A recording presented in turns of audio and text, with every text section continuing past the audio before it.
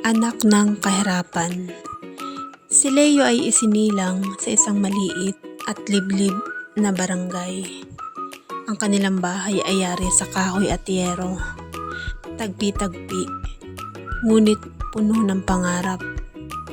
Ang kanyang ama ay isang karpintero na walang permanenteng trabaho, habang ang kanyang ina ay naglalabada para may maipambili sila ng bigas. Madalas pumasok si Leo sa paaralan na may kupas na uniforme at sirang tsinelas. May mga araw na kumakalam ang sikmura niya sa klase, ngunit hindi kailanman nawala ang kanyang pagnanais na matuto. Sa tuwing napapagod siya, naaalala niya ang sinabi ng kanyang ina, "Anak, mahirap lang tayo ngayon, pero hindi habang buhay." Sa kabila ng kahirapan, namukod tangi si Leo sa klase.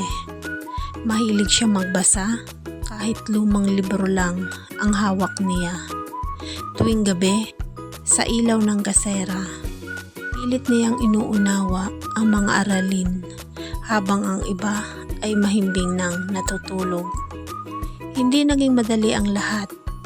May mga panahong gusto na niyang huminto sa pag-aaral para magtrabaho at tumulong sa pamilya. Ngunit sa tuwing naiisip niya ang kanyang pangarap, ang maiahon ang pamilya sa hirap, lalo siyang nagsisikap.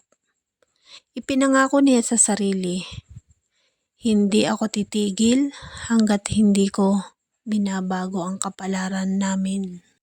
Dumating ang panahon ng kolehiyo, pinakamabigat na hamon sa buhay ni Leo.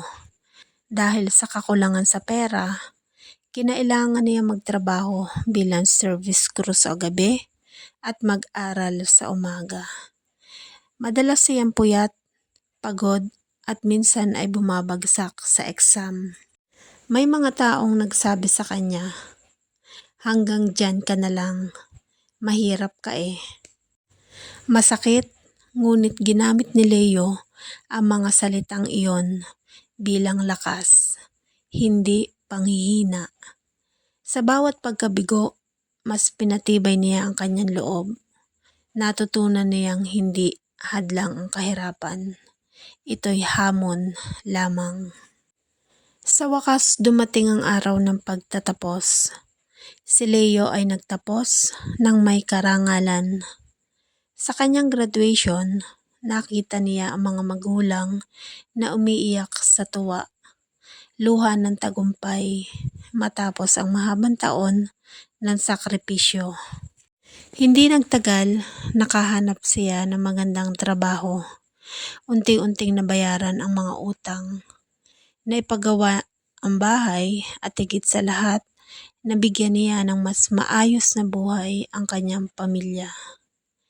Ngunit hindi doon nagtatapos ang kwento ni Leo. Pinili niyang tumulong sa ibang kabataang kapuspalad. Nagbigay ng scholarship at payo sa mga kagaya niya noon. Isang araw may isang batang lumapit kay Leo at nagtanong, "Kuya Leo, pwede po bang mangarap kahit mahirap?" Ngumiti si Leo at sumagot, "Oo, dahil ang pangarap ay walang presyo, pero kailangan ng sipag, tiyaga at paniniwala sa sarili." Doon niya napagtanto na ang tunay na tagumpay ay hindi lang nasusukat sa pera o posisyon, kundi sa kakayahang magbigay, inspirasyon at pag-asa sa kapwa.